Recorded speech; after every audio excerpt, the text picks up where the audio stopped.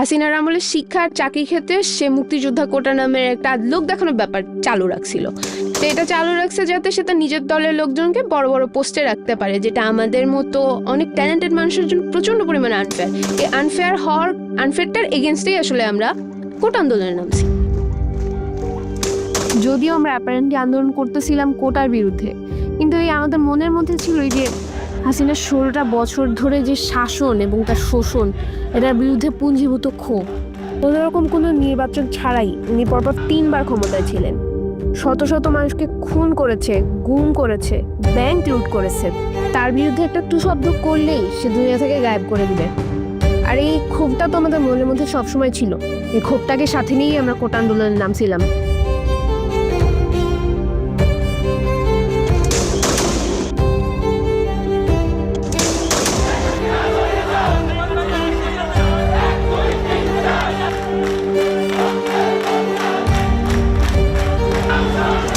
আমাদের দমাইতে শেখ হাসিনা তার সর্বশক্তি প্রয়োগ করছে।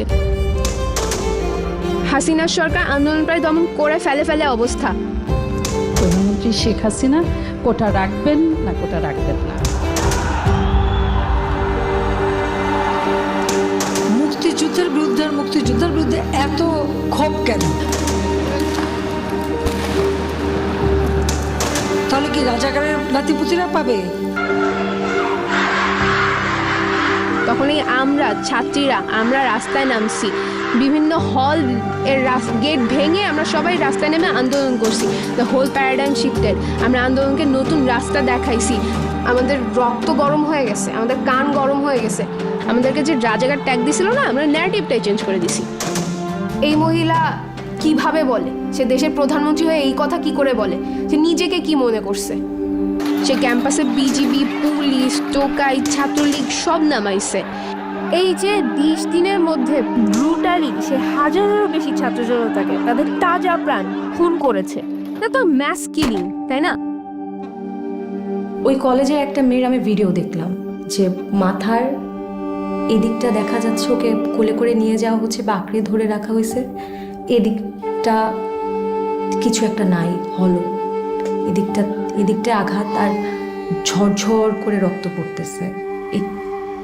আমি এভাবে কখনো রক্ত পড়তে দেখি নাই।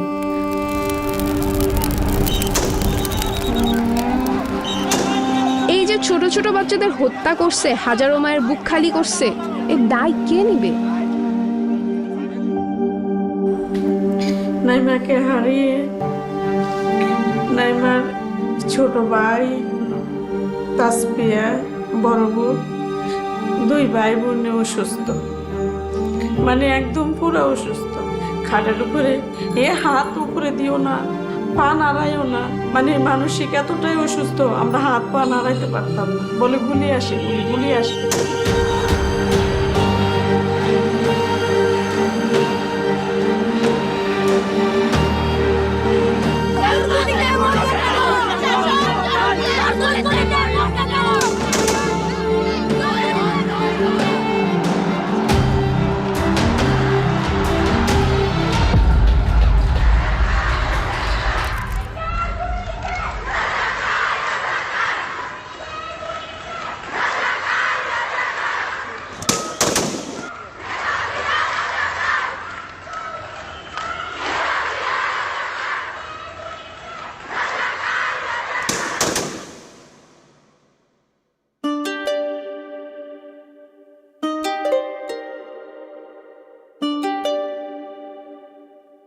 নাইমা ছিল অত্যন্ত মেধাবী। প্লে থেকে প্রতিটা ক্লাসে রুল 1 চালিয়ে আসছে, 8ম শ্রেণী পর্যন্ত চাঁদপুরে। তো ওর বাবার ইচ্ছা, মেয়েরা যেহেতু পড়ালেখা করতে চায়, সম্পত্তি জোড়ায় কি লাভ হবে, আজ আছে কাল না। আসল সম্পদ হচ্ছে আমার ছেলে মেয়ে যদি মানুষের মতো মানুষ হয়, এটাই আমাদের সম্পদ। নাইমা কি অনেক সাজুগুজু? হ্যাঁ, ও সবসময় মেহেদি দিত, অনেক সাজুগুজু করত। আর একটা ভিডিও আছে কোথায়, এই যে নাইমা, এই যে বাজি ঈদে আনন্দ করতেছে, বাজি ফুটে। এই জীবনের প্রথম আমরা ঈদে কোনো কিছু নেই।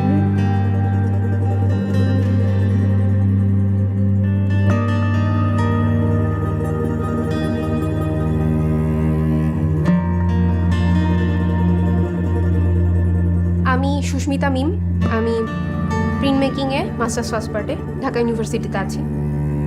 আমরা শাহবাগে যখন শান্তিপূর্ণভাবে বসছি, আমাদের দাবিটা আমরা জানাইছি, তখন পুলিশ এসে আমাদের মেরেছে, আমাদের বন্ধুদের গায়ে হাত তুলেছে, মেয়ে বন্ধুদের গায়ে হাত তুলেছে, তারা গুলি করেছে আমাদের ক্যাম্পাসে। তাদের সাহস কী করে হয়েছে? তারা এতখানি অ্যাগ্রেসিভ আচরণ করেছে, এটা শেখ হাসিনার নির্দেশ ছাড়া তো সম্ভব না।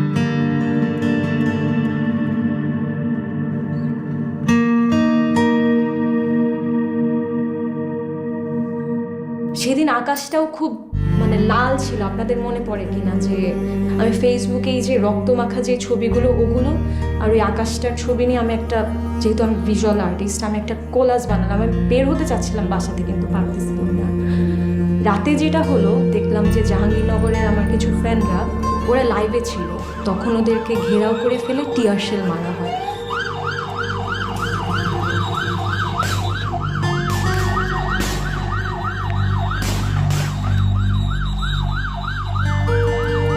আমার এখনো মানে গায়ে কাটা দিচ্ছে যে আমার বন্ধুদের আমি দেখতেছি যে ওরা কাঁদতেছে, ওরা বলছে আগুন কোথায়, আগুন কোথায়।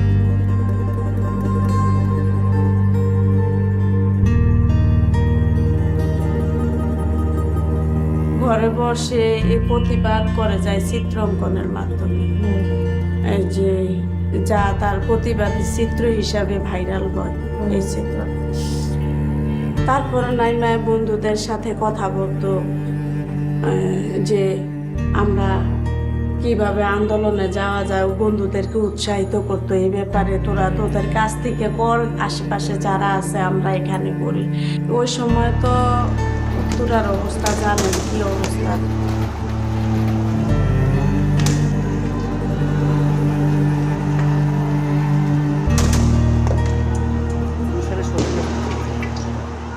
মেয়েটা শুয়ে শুয়ে বলতেছে, মা তুমি এত ভয় পাও কেন? আন্দোলনে যাওয়ার কথা বললে কালকে মাইলস্টোন খোলা, সম্ভবত যদি মাইলস্টোন থেকে মিছিল যায় আমাকে আর তুমি আটকিয়ে রাখতে পারবে না, আমি কলেজ থেকে চলে যাব, তুমি মনে কষ্ট নিও না।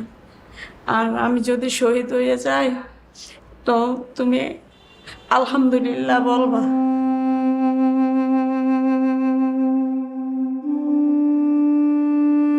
আর কষ্ট থেকে বড় কথা হচ্ছে যে রাগটা, এখন কিছু করতে হবে। মানে মরে গেছে একজন, একজন চলে গেছে, একজনকে মেরে ফেলা হয়েছে, হত্যা করা হয়েছে, এখন বসে থাকা যাবে না, বের হতে হবে।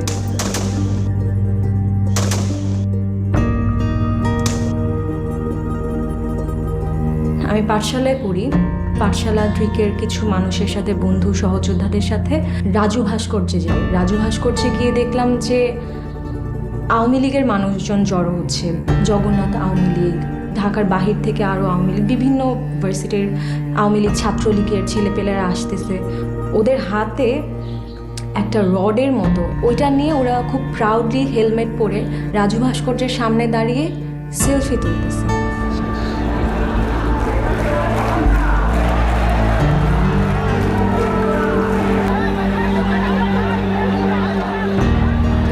যখন উত্তরা মেডিকেলের সামনে দিয়া যখন ছাত্রদের ধাওয়া দেয়, ছাত্ররা তখন আমার বাসার নিচে অবস্থান করে। তখন পুলিশের সাথে সাদা পোশাক দেয়, কারা এটা আমি জানি না, সবার হাতেই বন্দুক। আর নাইমাকে যে গুলিটা করছে ওইটা টার্গেট করে করছে। একজন পুলিশ হচ্ছে ট্যাঙ্কের উপর বসে গুলি করতেছে আর সে হাসতেছে, সে হেসে হেসে গুলি করতেছে। এইটা যে কি ভয়ানক একটা জিনিস, যে ও কি মজা পাচ্ছে, ওর কাছে কি এটা একটা গেমের মতো, যে আচ্ছা মজাই তো, একটা মারলাম আরেকটা মেরে দেখি কেমন লাগে। যখন মেয়েটা দেখলাম এইভাবে নিচের দিকে তাকায় রয়েছে গুলিটা খাওয়ার পরে দেখলাম শুয়ে গেছে আর কি। আমি বুঝতে পারি না, এমনি তো বৃষ্টির মতো শব্দ শুনতেছি গুলির, কিন্তু আমার এখানে যে ওকে গুলি করছে এটার শব্দ হয় না। আর হেডশটস হচ্ছিল, ওরা টার্গেট করে মাথায় মারতেছিল। তো আমি দেখি যে যখন রক্ত ভাইসা যাইতে আছে, মানে চাপ দেওয়ার মতো না, কান দিয়েও রক্ত বেরিয়েছে। আমি কোন দিক দিয়ে ওকে চাপ দিয়ে ধরবো, তখন আমি কি যে করছি আমি নিজেও বলতে পারতাম না তখন আমি কি করছি। এটাই আমার মনে আছে, আমি দরজাটা খুলছি যে আমি আর বলতে পারি না আমি কি অবস্থায় ছিল।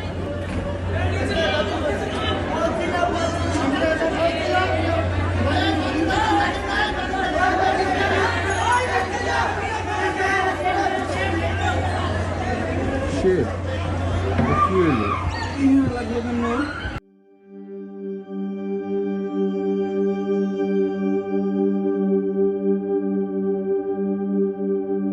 নিজ বাসার বারান্দায় যদি গুলি খেতে হয় তাহলে আমাদের দেশের নিরাপত্তা কোথায় শিশুদের?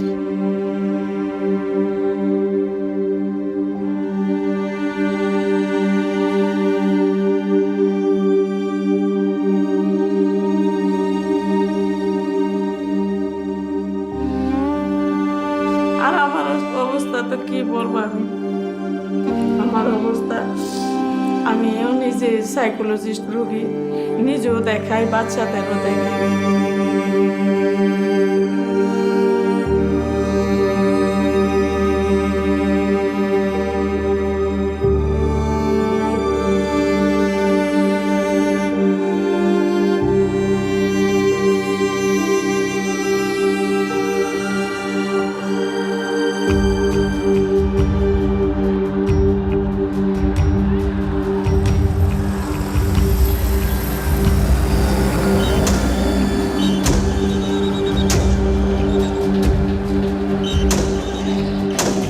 ইন্টারনেট যখন আমরা আবার ফেরত পেলাম অল্প কিছু সময়ের জন্য, তখন আমরা সবাই বলতেছিলাম এখন সবাই দেখে ফেলছে, কেউ বাসায় থাকবে না, কেউ বাসায় থাকবে না, এখন কোনো ন্যারেটিভই বানাতে পারবে না। যত মিথ্যা কথাই বলুক যে ডেটা সেন্টার পুড়ে গেছে, মেট্রো এই হয়েছে সেই হয়েছে, হ্যান হয়েছে ত্যান হয়েছে, এত নাটক কেউ বিশ্বাস করবে না, সবাই দেখে ফেলতেছে প্রুফ। আল্লাহ আমাদের ঘুম যে কায়রা নিচ্ছে, তুমি তার বিচার করো, আল্লাহর কাছে বিচার করো।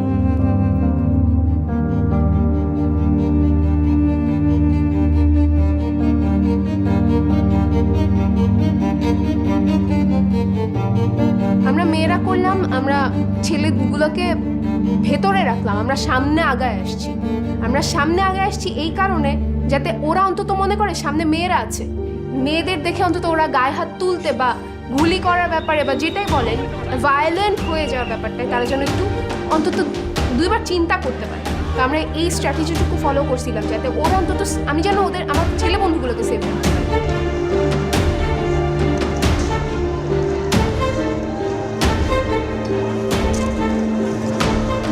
পুলিশরা দাঁড়ানো বেগম রোকেয়া হলের দিকে, স্টুডেন্টের যেতে দিল, দলটাকে যেতে দিল। পেছন দিক থেকে পুলিশের আরেকটা বা বিজিবির পুলিশ সহ আরেকটা ফোর্স হচ্ছে গেল, স্টুডেন্টদের স্যান্ডউইচ করে এরপর টিয়ারশেল মারলো ওখানে।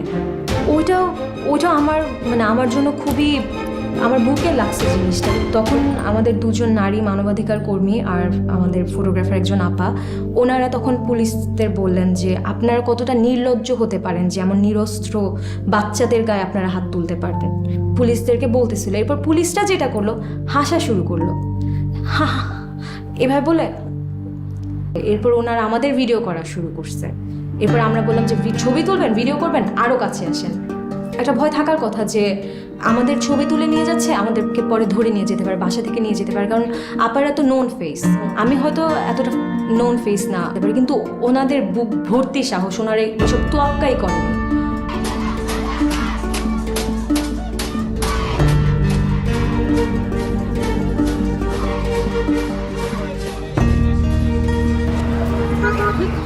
এই জায়গাটাতে হচ্ছে টিয়ারশেল মারা হয় বা সাউন্ড গ্রেনেড ছিল, ওই পাশটাতে র্যাব ভর্তি, এদিকে পুলিশ।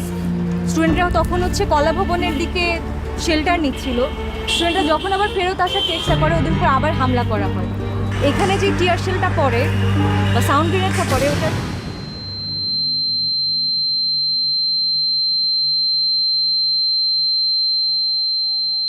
তখন আমার কান বন্ধ হয়ে যায় আর মানুষজন সাথে সাথে ছোটাছুটি শুরু করে। তখন আমি গিয়ে এই স্তম্ভের এখানটাতে আমি একটু শেল্টার নেওয়ার চেষ্টা করি, এখানে আমি কিছুক্ষণ দাঁড়াই। দাঁড়িয়ে আশেপাশে একটু স্ক্যান করি যে আমার পরিচিত কি কেউ আছে কি না। আমি জানি না, আমার কাছে শক্তি ছিল আমার ক্যামেরাটা। আমি ফোন বের করে আমি ভিডিও করছি, ওই ভিডিওগুলো এখনও আছে আমার কাছে, যে আপারা বলতেছেন। আমি যেহেতু ভয়েস লাউড করে বলতে পারতেছি না, আমার শক্তিটা হচ্ছে আমার ক্যামেরা। আমি ছবি ভিডিও, এটা আমার শক্তি। আমি ওটা ক্যাপচার করি।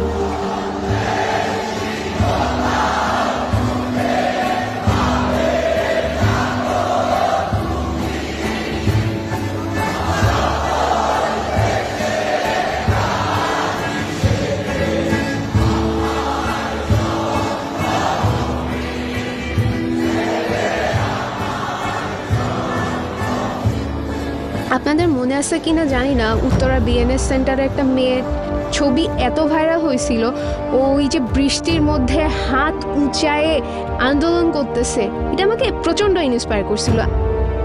আমার ধারণাটা সব মেয়েদেরকেই আসলে ইন্সপায়ার করছে। আমার মনে হয়েছিল ও পারলে আমি কেন পারবো না।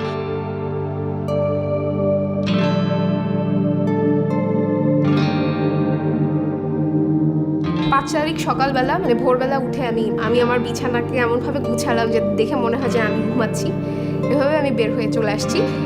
দ্বিধা পুরো রাস্তায় ছিল যে মরে যাবই।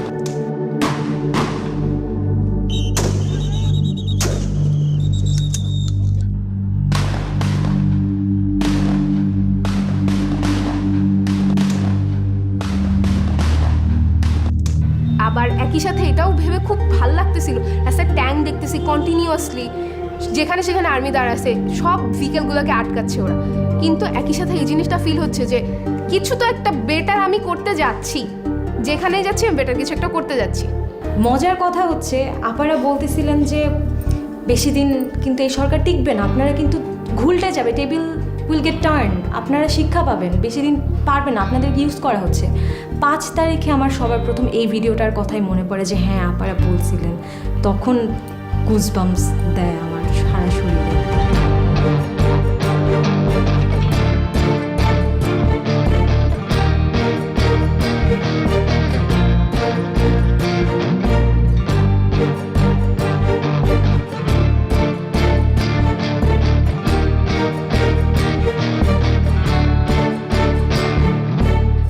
এরপর তো অনেক অরাজকতা হলো, ডাকাতি হচ্ছিল অনেক।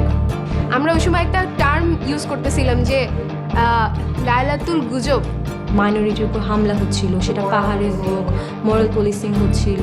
কেউ বলছে যে ইন্ডিয়া আমাদের কাছ থেকে দেশ নিয়ে যাচ্ছে, সাভারে সব অস্ত্র নিয়ে ইন্ডিয়ান সৈন্যরা নাকি আসছে, তারা নাকি হিন্দিতে কথা বলছে। অনেক অরাজকতা হচ্ছিল, কিন্তু ওইটা স্বাভাবিকই ছিল, কারণ এগুলো তো অনেক দিনের পুষে রাখা একটা গ্রাজ, সবার সব কিছু তখন বেরিয়ে আসছিল, যার যত রকমের রাগ ছিল সব বেরিয়ে আসছিল। দ্বিধাদ্বন্দ্ব বলতে আমরা মজা পাচ্ছি, অবাক হচ্ছি, একই সাথে মানে অনেকগুলো অনুভূতি আসলে কাজ করতেছে যে দেশে হচ্ছে এটা কি।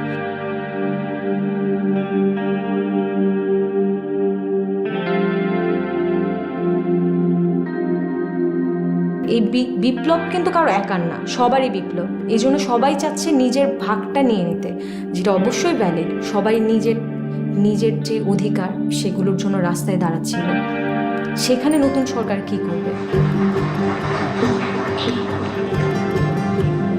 আমি আইন অনুযায়ী অন্তর্বর্তীকালীন সরকারের প্রধান উপদেষ্টা পদের কর্তব্য বিশ্বস্ততার সহিত পালন করিব।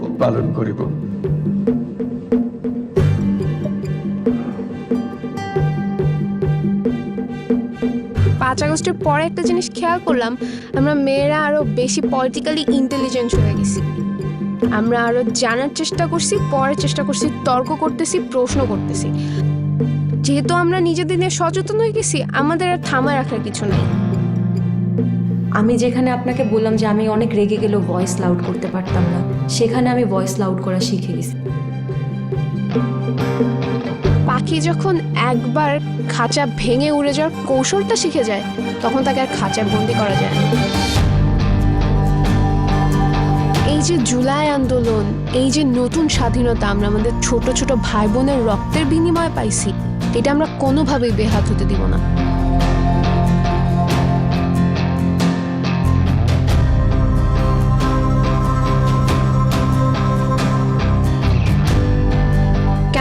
নাই মোহাম্মদপুরে মোরারপুর সিং এর সময় কি হয়েছে? মেয়েদের গায়ে হাত দিছে। আমরা কি করছি তখন? রাস্তায় নামছি। আমরা সরকারকে বাধ্য করছি ওদেরকে অ্যারেস্ট করার জন্য। এই সরকার হোক বা নতুন যে কোনো সরকারই আসলে তারা যদি শুধু নিজেদের কথা ভাবে, নিজেদের পকেট ভারী করার কথা ভাবে, জনগণের কথা না চিন্তা করে, তখন আমরা রাস্তায় নামবো, আমরা আন্দোলন করবো আবারও। আল্লাহ, এখন আমি বিচার চাই, আমি সঠিক বিচার চাই সরকারের কাছে। এই হত্যার সাথে যারা জড়িত আছে তাদের প্রত্যেককে, যারা তদন্তের মাধ্যমে যারা দোষী তাদেরকে আমি শাস্তি চাই, তাদের ফাঁসি চাই। এতগুলা মায়ের বুক খালি করছে। আমরা যেমন জুলাইকে জন্ম দিছি, জুলাই আমাদেরকে জন্ম দিছে। July has change us all. আমরা এখন শুধু উড়বো।